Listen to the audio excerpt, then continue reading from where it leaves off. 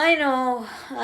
I thought the last video about Totu would be the last time I speak about her on the internet, but here we are. And the reason why I want to make one more video covering this extensively is because I noticed how this story went from being something that was deeply rooted in concern shown by internet sleuths all over the world has spiraled into this smear campaign that has managed to have real life ramifications about the parties involved in the story.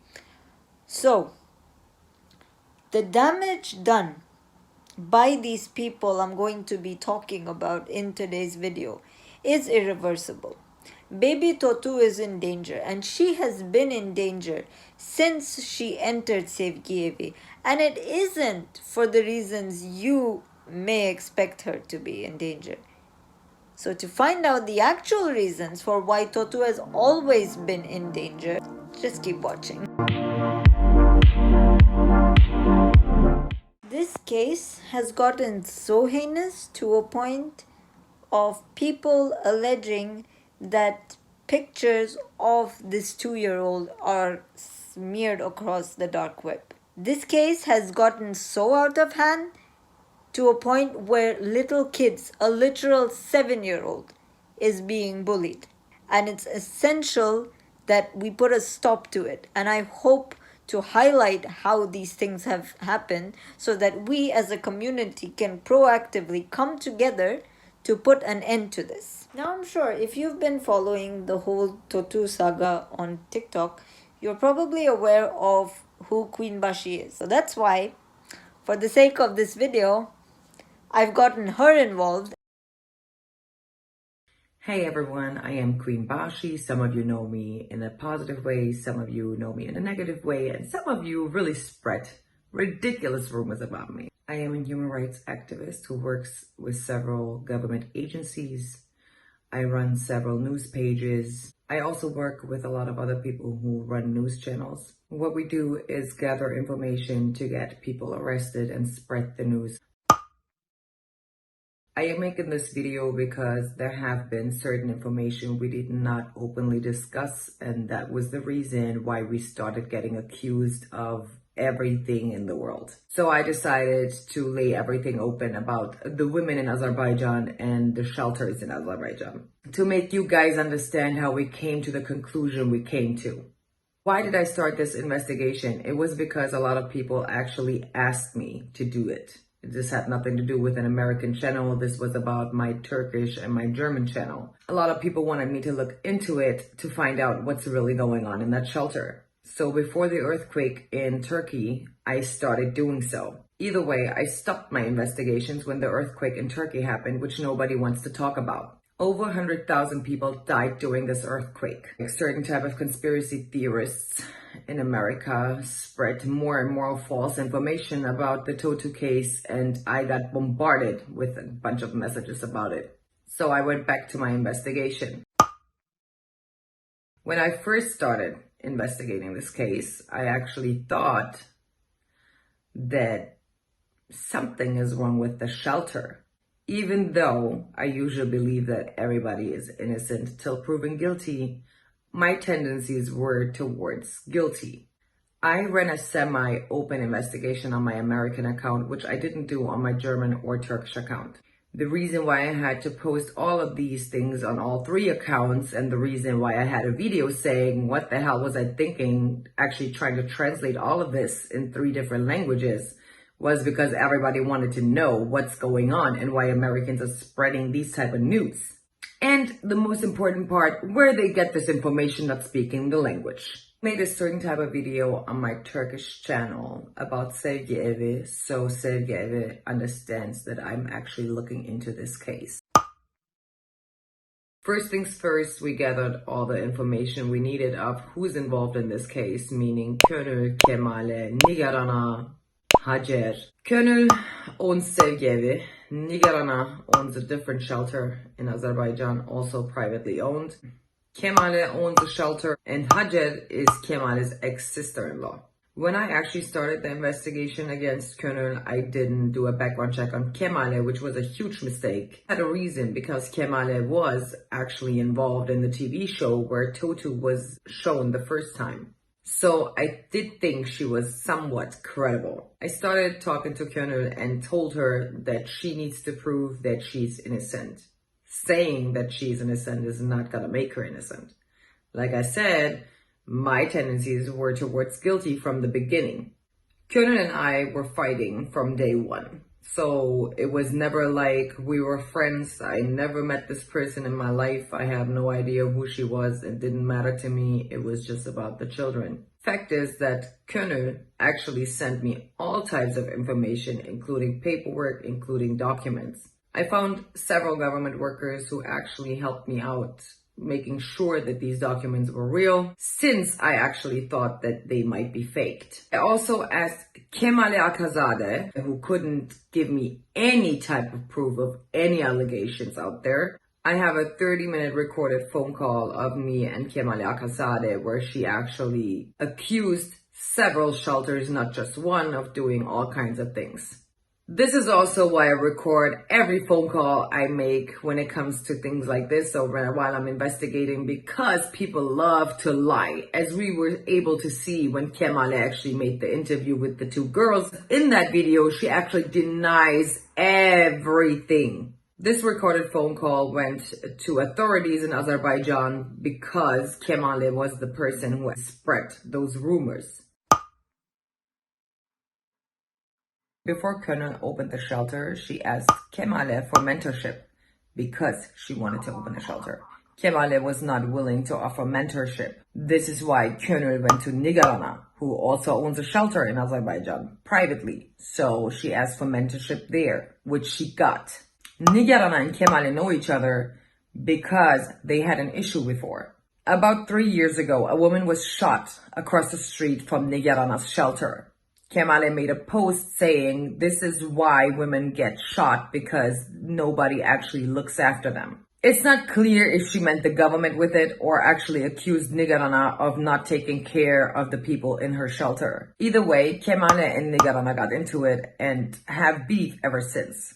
When Colonel started working at Nigarana's shelter, Kemale and Colonel had a phone call where Kemale tried to talk bad about Nigarana, and Colonel defended Nigarana. This is why Colonel and Kemale started having beef. This was actually something Kemale told me herself. I have it recorded, so...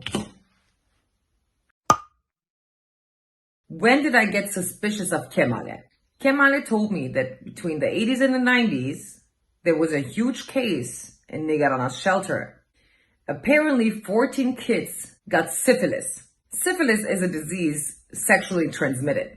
Meaning Kemale was actually trying to tell me that 14 kids were raped in that shelter. She also said that Nigarana got away with it because she has so many connections with the government. She also tried to tell me that Colonel is involved with the mafia. When I asked Kemale for any type of proof about any of her allegations, Kemale was not able to bring me any proof of anything. Better yet, she asked me to find proof. We're talking about a person who's been dealing with the shelter for 2 years and yet for some reason wasn't able to get any evidence.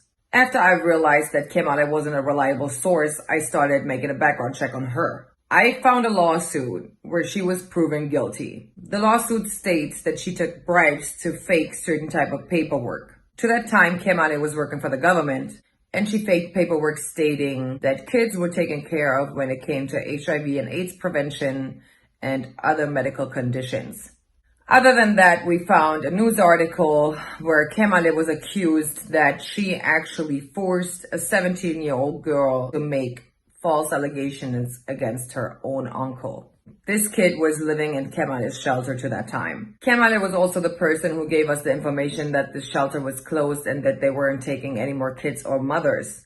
Turns out even that information was false, because we found out that the shelter was actually open and operating and all the women and the children were still there. The shelter was raided after a mother and a child actually went to Sputnik and gave an interview stating that kids were abused in that shelter. This became a lawsuit. All the kids in the shelter who were living there at that time actually went through medical. There was no evidence found that these kids were actually SA. All the mothers living there actually stated that they're very happy in the shelter and that there's nothing going on like that. Also, the Azerbaijani government made further investigations, including psychological tests, where they found out that the girl was forced to make these allegations. Sergeyeva and Könül actually won the lawsuit, and the mother and the daughter were convicted for making false allegations. Kemale also put me into a Telegram account where I realized that she was spreading false information and making these people post videos on TikTok, Instagram, and other social media platforms. When we further investigated about Kemale, we found out that her ex-sister-in-law was the reason that she actually got convicted. Hajar used to work at Kemale's shelter, so she actually went to the government with the information she had to get her convicted. Hajar does not live in Azerbaijan anymore. She had to leave Azerbaijan because of Kemale. Also, about the allegations that Könül paid me to make videos, with what money? This woman is broke. But also, how much is Kemale paying you guys? That's what I would like to know. After understanding all of the details that Bashak just mentioned, you can probably understand why I went from thinking, oh my god, this might actually be a trafficking situation, to, oh, it's just a turf war. Makes sense. Because believe me, guys, nothing in this world is more scarier or dangerous than a woman that's trying to tear down another woman. I mean, just look at what conspiracy is doing. Formerly known as Kels Killer on TikTok before she got banned, is an American content creator that gained notoriety after she exposed a Christian teen Reformation ranch for abuse. The platform she used to expose them was TikTok, and according to an article by Newsweek, the TikTok she made regarding the ranch garnered 9.9 million views.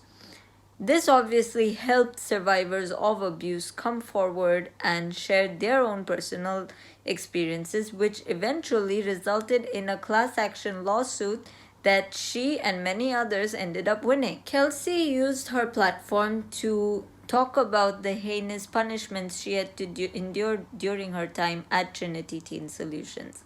Some of them included being tied to a goat and dragged through the mud. She also spoke about how the goats would headbutt her. She also spoke about having to wear cardboard signs and be tied to other girls for months. And one of the most heinous things that she mentioned, which really shocked me, was that they would put girls in something you could only compare to solitary confinement in prison, where they couldn't leave and couldn't speak. They just had to be in the silent room. Essentially, she had to endure a lot during her time there. And I'm really happy that she won the lawsuit. She was also featured on the US's version of The Sun because she filmed a TikTok of her literally being in labor and walking to the emergency room because her husband's car broke down and it was way too expensive to get an ambulance. While a lot of people criticized her husband for what she had to endure, it actually highlighted the incompetence of the American healthcare system and how expensive and unaffordable it is. Thanks to her efforts highlighting the troubled teen industry, she even gained recognition from Paris Hilton, which even further boosted her platform.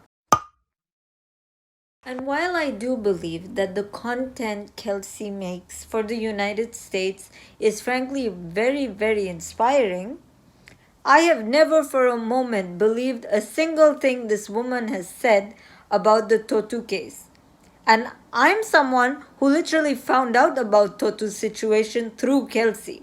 And that is because most of the content Kelsey puts out, all of the articles and stuff that she shows, is translated using Google Translate, which is very inaccurate, and I showed you guys in my previous video. And this is because no normal functioning Azerbaijani or Turkish person would actively sit down and side with Kelsey unless they have an agenda to pull down Miss Könül like you know who. And another reason why I've never trusted Kelsey is because majority of her assessments are based on body language. I mean, just look at this video where she's trying to analyze Könül's daughter's behavior.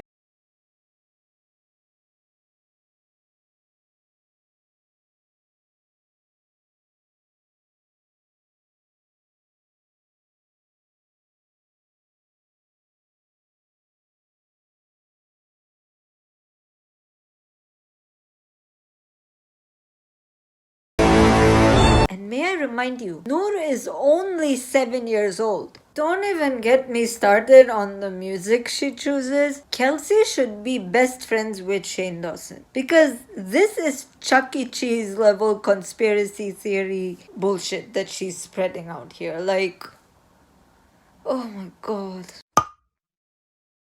Kelsey actually has beef with herself. It's not with me. I didn't even know her account was gone. I saw that she posted a video about Lady G saying Lady G was the reason why she lost her account. I didn't look further into it because Kelsey was not part of my investigation. In the beginning, I was actually saying to her that I think it's beautiful that she's looking into this and that she cares about it, but at the same time that she's spreading misinformation. Either way, Kelsey has spread a lot of lies about me. Also, what I don't understand is the fact that Kelsey never talked about that I actually tried to help her get her account back. I sent her messages telling her how to do it. I actually messaged her these things not knowing that Kelsey was actually shit talking about me. Once I saw it, I was like, oh, no. Okay, then that's it then. Talking about the fact that Kelsey says I doxed her. It's a complete lie. Kelsey actually used her full name all the time on social media, even when she walked to the hospital in 2021. I've been doing this work for years and years. I never openly used my real name because this can get very dangerous. So how is it that Kelsey does not care about her safety? That's something I would like to know. Also, I want to point out that she actually said that I sent somebody to her house. I honestly don't know what type of family she comes from. I come from a very good family. We don't solve issues like that.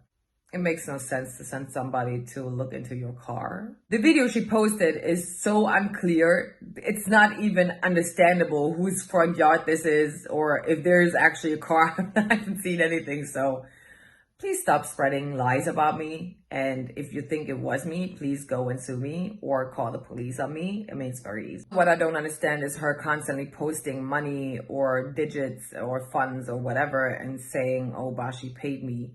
Honey, if you had this much money, why did you open a GoFundMe? If you had the money, why did you need people to pay you? I do believe that Kelsey had a sad life and that's why she cannot act like a regular human being. I have been very decent on my videos. I'm still gonna stay decent about her. I could have went under the belt a long time ago. She actually called me all kinds of things, but I like to take the high road. And Kelsey, you weren't the only one to lose your account. I lost mine as well. I know I didn't have that many followers as you, but 5,000 was quite a big amount for me. But you don't see me going out there blaming Lady G or Bashak for it. Like, if anyone has to be blamed for all of us losing our accounts, it's Miss Könül. Bu xaricdə olanlarla bağlı nəsə bir tədbir görməyə fikirləşirsiniz, yoxsa tədbirlər görülübdür və TikTok'un rəsmisinə də göndərmişik və hal-hazırda TikTok'da Amerikalıların bütün səhifələri bağlanıbdır, bilirsiniz yəqin ki. So, if there's anybody to actually be blamed for you losing your account, it should be Miss Könül. But you've literally scrutinized this woman's every move for the past 6 months or more. So, if I were in your place, I'd let it go. I'd just like to preface this part of the video by stating that I am aware that Kelsey comes from a past filled with trauma and a lot of negative experiences which have led her to view everything from a microscopic lens or from the lens of paranoia. However, while that might explain her behavior, it does not justify it in any which way. So in Azerbaijani, we have a phrase called "osturağa basmak," which basically translates to bullshitting, except it's much more funnier because it has a lot to do with farting. And believe me when I say that Kelsey has done heaps of it. Not farting, I mean bullshitting. Ostura basması da. She did a lot of that.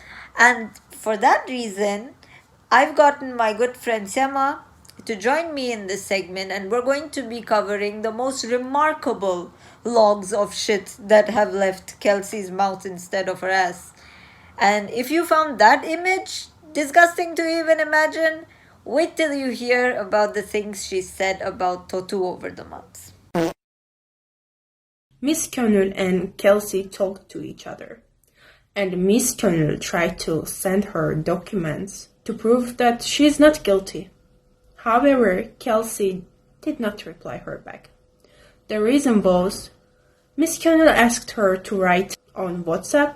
However, Kelsey didn't know what was WhatsApp is. WhatsApp is an app to chat. Probably many of you know that, and many of you use that in your daily lives. She thought it's an app like Snapchat. Of course, the issue not is about Kelsey's not knowing what WhatsApp is. The case is, Miss Könül tried to prove that she is not guilty, but Kelsey didn't care about this. And she continued to blame Könül as child trafficker, child abuser, and more.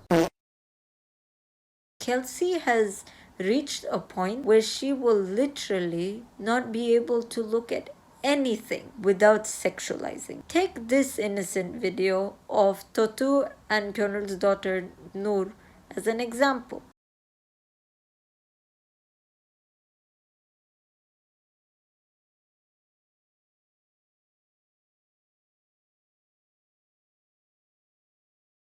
And if that wasn't bad enough, look at what she had to say about this guy called Kamik holding Totu and feeding her marshmallows. If you didn't get that, what she was trying to say through her text on the screen was that they're trying to feed Totu garlic, which, yes, she thought the marshmallows were garlic, so that Totu gets used to tasting things that are unpleasant, because you know what else tastes unpleasant? Can't believe I have to say this. Can't believe I'm vocalizing this. I feel disgusting. I'm sorry. Yep.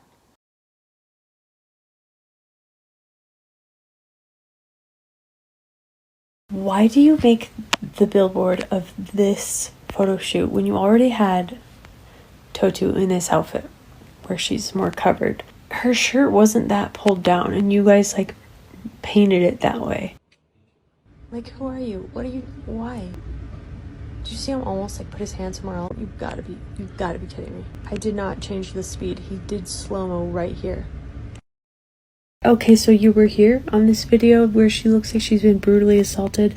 Oh, and you put a heart right there. If this is not creating content for real life files, I don't know what is. And I know a lot of people from our side are out here thinking that Kelsey is a pedophile herself.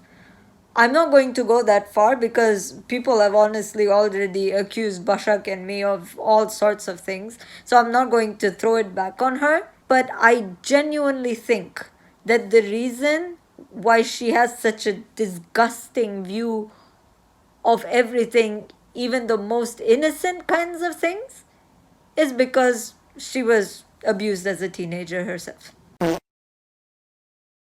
Another bombastic news of Kelsey was Totu's having 3 siblings and no one's knowing where are the other kids. Then she claimed that the father unalived the first kid. According to Totu's medical paperwork, Totu's mom had 4 pregnancies total. This is at the time of Totu's birth. We don't know where any of them are except her older brother who lives with Totu's dad.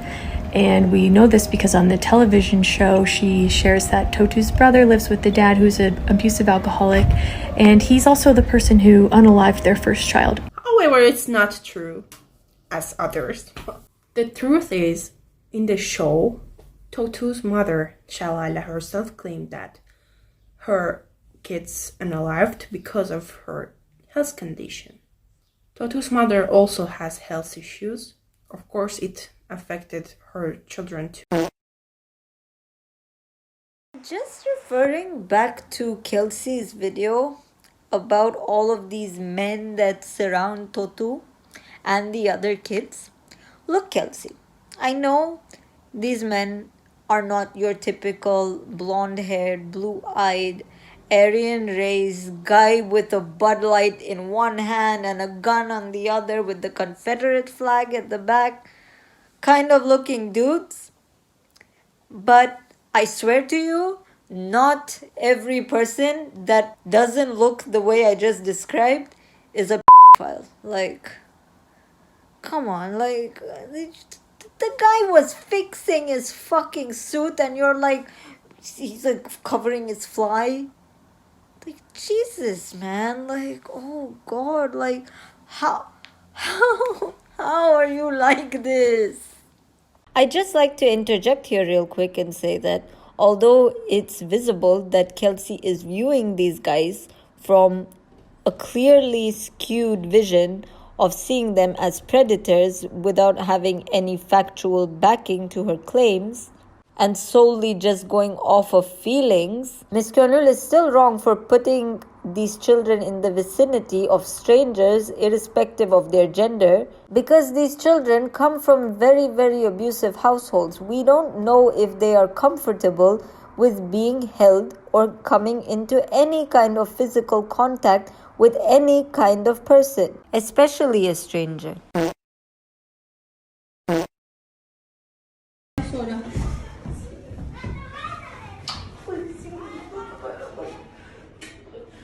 Allah sen razı olsun. Sağ ol. Sağ ol kadın.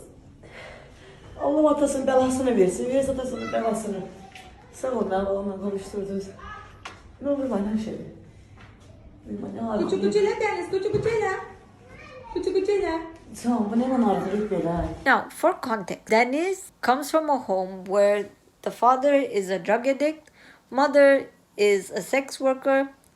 They happen to have siblings, but they were found in the trash because of neglect. The day they were found in the trash, their mom was out of the house and their dad was alone, drugged up, and I don't know how they ended up finding themselves there. I'm not sure if the mother took them there, but thankfully they were found by authorities and brought to Sevgiyevi. They ended up staying there for 9 months. They had no paperwork. The mother ended up coming 9 months later to see the kid and stated that the kid is super thin and blamed the father for that. What Kelsey did, however, was that she translated the part where she's like, the kid is super thin, but she never stated that the mother was blaming the father for it. She was trying to skew the narrative as if Könül was the reason why this kid was malnourished. The most deceptive part about all of this was that Kelsey did not specify that the video of Deniz and their mom was from 2 years ago. It is important to specify the date. You're actively trying to make somebody look bad so that it fits your agenda. That is malicious. In her most recent video, which is quite chaotic to be frank because there's no fixed premise, that starts off with this guy called Kamik, who is responsible for the billboard for Totu, and progresses to her talking about panda kids. I know I spoke about panda kids in my first Totu video, but here we are again because, oh boy, she just decided to take it an extra step. So here I am. Okay, so this is Azerbaijan. Here is Sevgi Evi, conveniently right next to the Research Institute of Lung Disorders, which they claim Totu has had since birth. It's also off Bashi Road. Interesting. The website for Panda Kids really gives off Balenciaga vibes. Just me. Like the front page, there's no clothes. Half the links for the clothes don't work. There's just their phone number and like backstage pass to something. I don't know. Not only does she say this gives her Balenciaga vibes, but Bashi Road? Really? Is that what you try to call a sense of humor? It's Bashir Bunyadov Küçesi, first of all. Secondly, the fact that you're making a serious video and then you add these little jokes which aren't even funny to begin with, here and there, makes your rabid fans believe that it's an insinuation because you're not clarifying it. It's the same thing you did with the BDSM Barbie doll. Like, oh my. So Kelsey made a video recently talking about this person who was old enough to tell the tale. This girl called Emily. Before I correct the things that Kelsey got wrong in her video, I'm just going to show you the video so you gain an understanding about what we're really talking about here. So some of you guys want to know the story about Emily. Without Emily, none of us would be here. Okay, Emily is the OG. She is the true hero of this story. Emily was 15 years old when she started having some problems at home and was fighting with her parents, so she ran away. Kanol was like, oh sweet, a free babysitter. I'm sick of hearing these kids cry, so she lets her stay. When Emily got to the shelter, she realized she couldn't leave. She had no idea her mother was coming to the door every day begging to see her daughter. Every day for 2 months, Kanol refused to let her in. She was horrified by the bullying, violence, and pressure to herself and the other pupils by Kanol and her lover Intigam. Kanol asked Emily to go on the television show and claim that her mother was a drug addict who tried to sell her for 5,000 manats, and she refused to say this about her mother because she loved her. And so she was locked in a shower room for a day without food. While in the shower, Kanol's boyfriend sexually assaulted her. So Emilia, not Emily, is a very troubled teen who has been in and out of Azerbaijani foster care for the entirety of her life. She has spent 6 years at Ümidyeri, which is Nigar Ana's shelter, before she ended up at different shelters and then finally landed at Sevgi Evi. The reason for this is because she does not have a father. Her father passed away when she was very young, and her mother has always allegedly been abusive towards her. She even appeared on an Azerbaijani talk show with Miss Könül to talk about how abusive her mother is and about how she met this guy on Facebook when she was 16 and he was 19, who ended up R-wording her. Emilia, bir mesaj əldə elədim. Əslində mən bunu deməliyəm. Siz də bir şiddətin qurbanı olmusunuz. Olub. Amma bu hadisə olandan əvvəl də onsuz da ananın tərəfindən şiddətə məruz qalırdı. Yəni bunun burasını deyim ki, bu hadisə olandan sonra da əvvəl də anası tərəfindən, doğma anası tərəfindən şiddətə məruz qalıb, Cavanşir müəllim imtina edib anasından yeri gəlmişdir. Kelsey states that Emily was put at Sevgi Evi and was prohibited from speaking with her mother, and even though she wanted to speak to her mom because she loved her, Miss Könül prevented her. And she very, very conveniently used this clip of Emilia without sound or without the translations. I know she doesn't think that's relevant because the minute you start translating shit, your arguments, Kelsey, make no sense.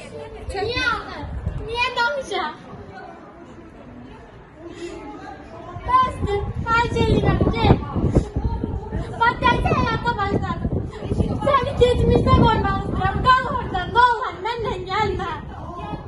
Ondan besti git.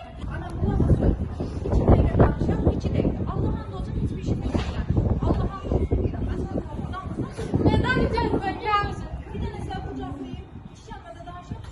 Yok. I was also sent other videos by Miss Könül of Emilia and her mom Just look at this. Do you think that this looks like somebody who's being prevented from speaking to their mother? El çek de daha, bəsdir da. Bəsdir, mən səni görmək istəmirəm, bəsdir. Salamatam, gördün da. Kelsey also states that Emilia claims that she faced violence and pressure from Könül and her lover Intigam. So I just decided to text Könül and ask her, who's Intigam? And she's like, my husband. That's Noor's father, guys. Like, what the fuck? Like you can literally just look it up. It's so simple. Oh my goodness, Kelsey. Emilia also put false allegations of sexual assault against Miss Könül's husband, Intigam. And as a result of that, they dragged her and her mom to court, and they were found guilty after various psychological evaluations. And here is the legal proof to back all of that up. This is what I and people from my side are trying to do. We are given legal paperwork. We work with Azerbaijani speakers, and that is how we relay the information to you. What the fuck are you doing, Kelsey? Going off of body language and making up rumors about somebody's love life? Jesus, man. And many people think that Miss Könül pay us because we try to find the truth. I am human rights activism student, so it's our duty to investigate cases, not with dogma. We have to find the truth with evidences.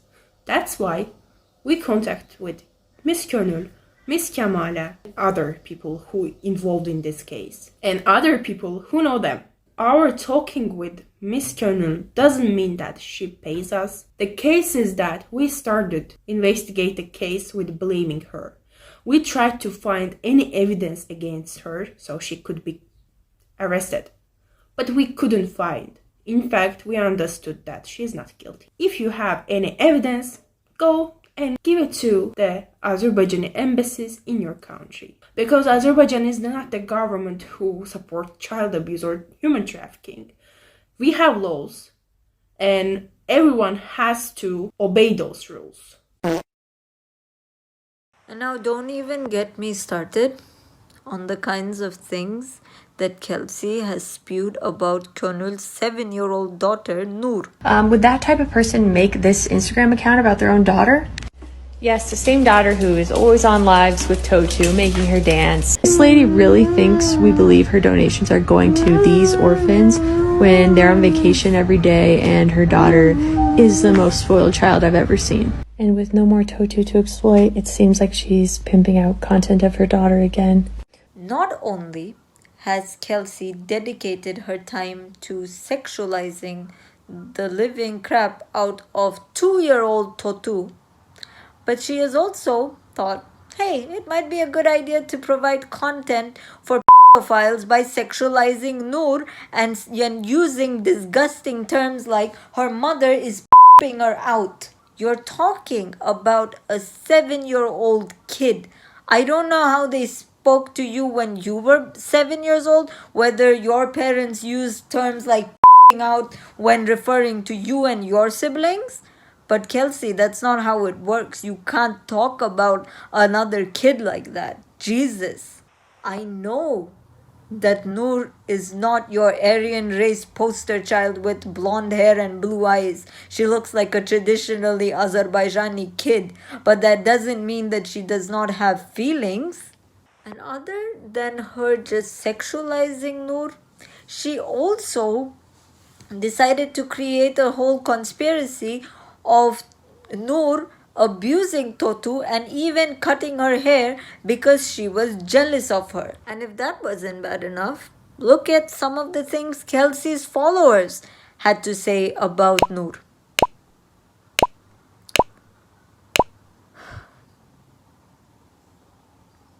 Kelsey, neither you nor any of your followers who support the things you say have the audacity to claim that you are child rights activists when you actively bully another child on the internet.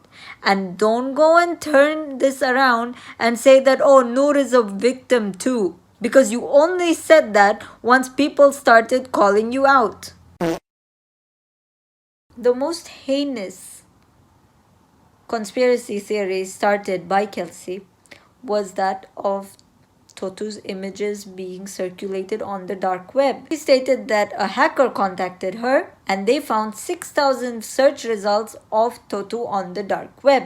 She said she cannot confirm or deny this information, and she urged her followers not to look it up. She also didn't go to the nearest Azerbaijani embassy to report this, but what did she decide to do? She just made a TikTok video about it. But thankfully, Başak also has connections with people who can look up things on the dark web, and they actually did, and this is what they had to say about it. The dark web allegations are nothing new. These allegations were made since day one. So we started researching to find out if that was indeed the truth. What we found on the dark web were pretty much the same videos shared on TikTok where little kids were extremely sexualized. What we also found were certain type of titles with Totu, the baby from Turkey, but when you click on them, they reroute you to a different type of page.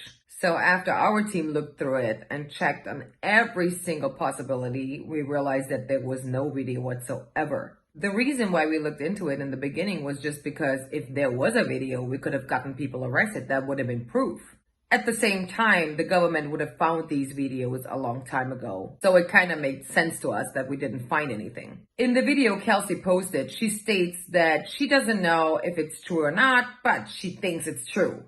That is not proof for anything. If you don't know, how is it true? If you're not sure, how do you say there is? What I also didn't understand was how people reacted to the fact that she actually said, I can't deny or confirm. After a lot of people attacked me and said that they watched the video, I asked them for proof, knowing that there wasn't a video to begin with. Fact is, I didn't even get one message about this video or one screenshot of this video existing. So while I was editing this video, I got a quick little update that I'd like to share with you guys. So there's this page called Totu Sharing that was created by women from the United States to share information about the whole Totu situation. The chats go back to February, and I'm not going to show you everything because there's a lot and you can find it on TikTok. But I'm going to tell you about this lady called Erica in the group chat, who played a very essential role in the spread of misinformation regarding Totu and the dark web. Not only does this Erica lady blame Kelsey for copying her content and saying that she's using it to get her own personal clout, without crediting her for doing all of the research, but she also claimed to have literal child pornography of Totu on her devices. And as a result of that, she got a knock on the door by the FBI, who confiscated her phone and her laptop for possession of child pornography. When the women asked her for any hard-hitting evidence, and I don't mean screenshots of CP, I mean a badge number or anything of the FBI agents that interrogated her, Erica could not provide anything. In fact, she confessed to lying to get more answers. While I cannot confirm that Kelsey used Erica as a source to spread the information about Totu being on the dark web, the information she has shared on her own page is identical to what Erica stated she's seen.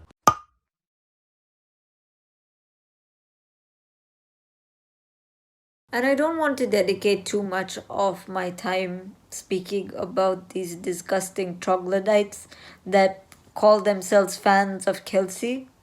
But Kelsey, I would kindly like to request you, please put a leash on these women, because what the fuck? I'm somebody who is very, very open as a wheelchair user. I speak about my experience as somebody living with myelomeningocele. I was diagnosed at birth, and I spent a very significant amount of my childhood in hospitals. I too went from being a healthy, happy baby to somebody who was depressed and forgot how to smile because I was in so much excruciating pain. I was traumatized. I would have night terrors. I would bolt up and scream in the middle of the night. It took me years to recover.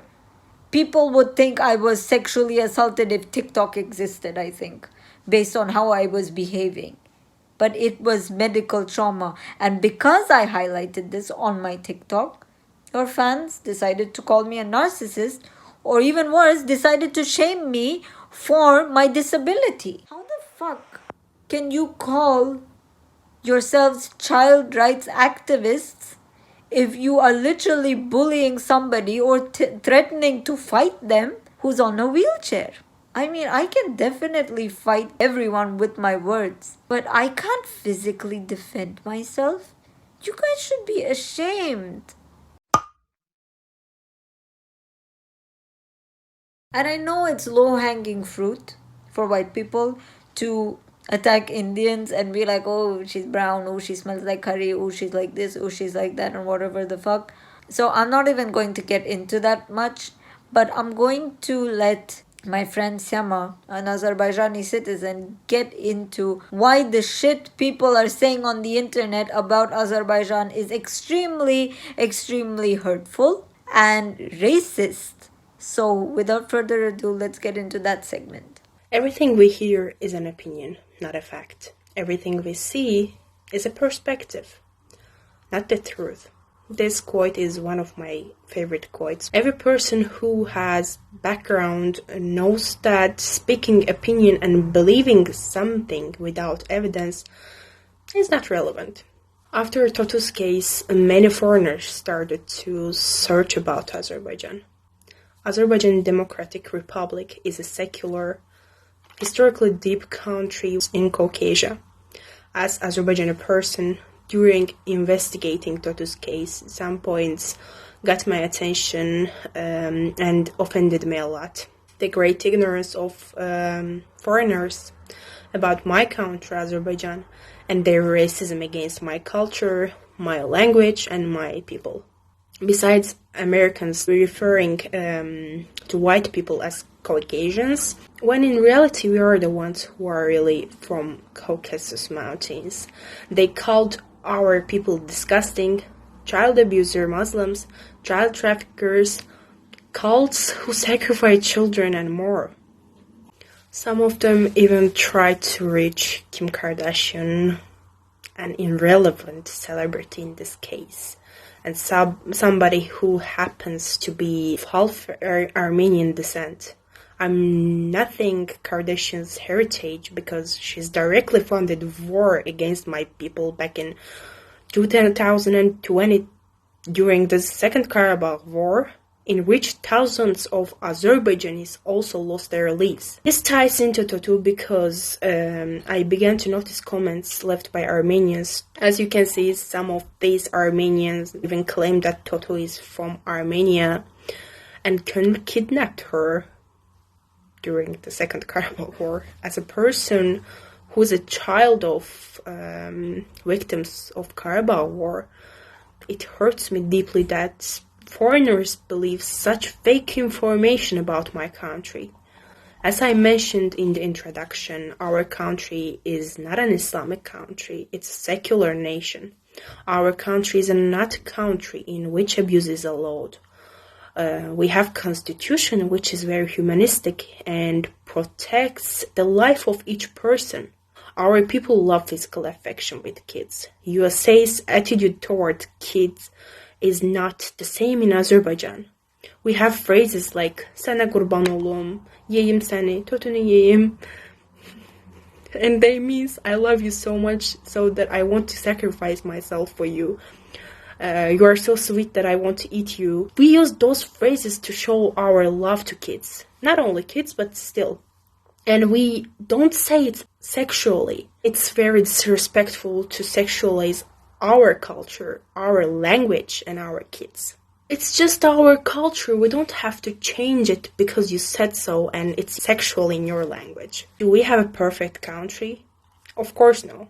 Azerbaijan has a lot of social issues like mentality of people, many dogmatic religious people, patriarchy, LGBT issues, domestic violence, abortion of girl babies due to misogynistic society, and more. That does not mean that sex trafficking, human trafficking is common in Azerbaijan. Especially trafficking against children. I can't even think about it. Of course, there might be pedophiles in Azerbaijan, as every country of the world. However, if there is a sex trafficking or, in general, human trafficking in the country, and the government sees that, those people who traffic others would never walk in the streets freely. I don't even talk about what happens to pedophiles in the prisons by other prisoners. So your comments like this are very ignorant, racist. No one has a right to make fun of or sexualize my culture. That is a consequence of being unprofessional, ignorant, and dogmatic. As a person who has a background in public affairs, I can say that investigative journalism is not a concept of believing what you see and hear. Investigative journalism is searching and listening to both sides, finding relevant evidence, then blaming or supporting someone.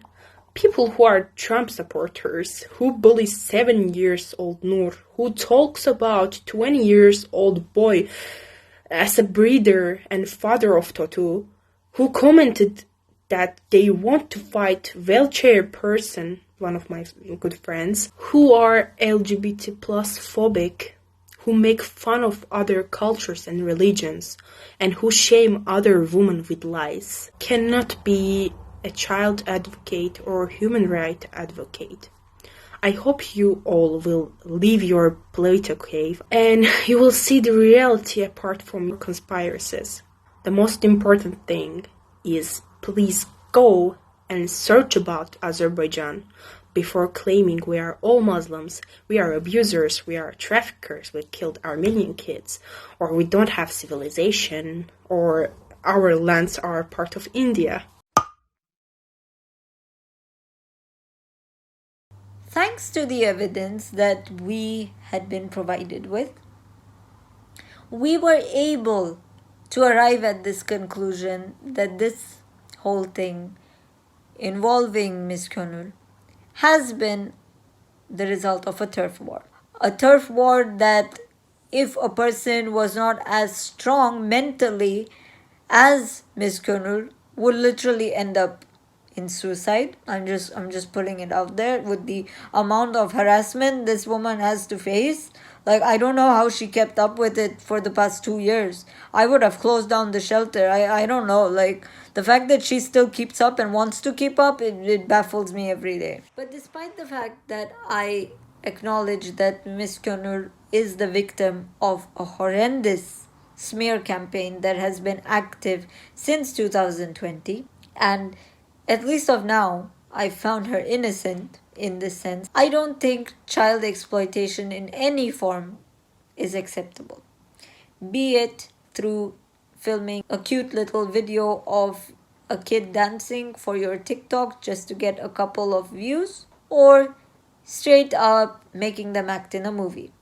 None of it is acceptable. And this is something I have actively and consistently called out Miss Könül for doing. I have no control, however, of her actions. Neither do I have any form of guardianship over Totu to be able to determine how much she is shown on the internet. But what I can say is that if there is any evidence pertaining to Totu or any other children at the shelter being in danger, I would highly urge you guys to reach out to your nearest Azerbaijani embassy and report it. Don't stay quiet. Don't comment on TikTok. Report that shit. This is a kid's life on the line we're talking about here. And because of the years I've spent engaging in activism, if by any chance Miss Könül is found guilty in any which way, I will actively retract my statements, and I will delete every bit of content that I have made in relation to this. I really hope this video provided you with all of the clarification you needed. It has literally taken away a huge chunk of my life. The entire editing process has literally killed me, filming it as well. I really hope this has answered all of your questions and we will not be bombarded with any more. I highly urge you guys to seek out better influencers, and Kelsey, get help.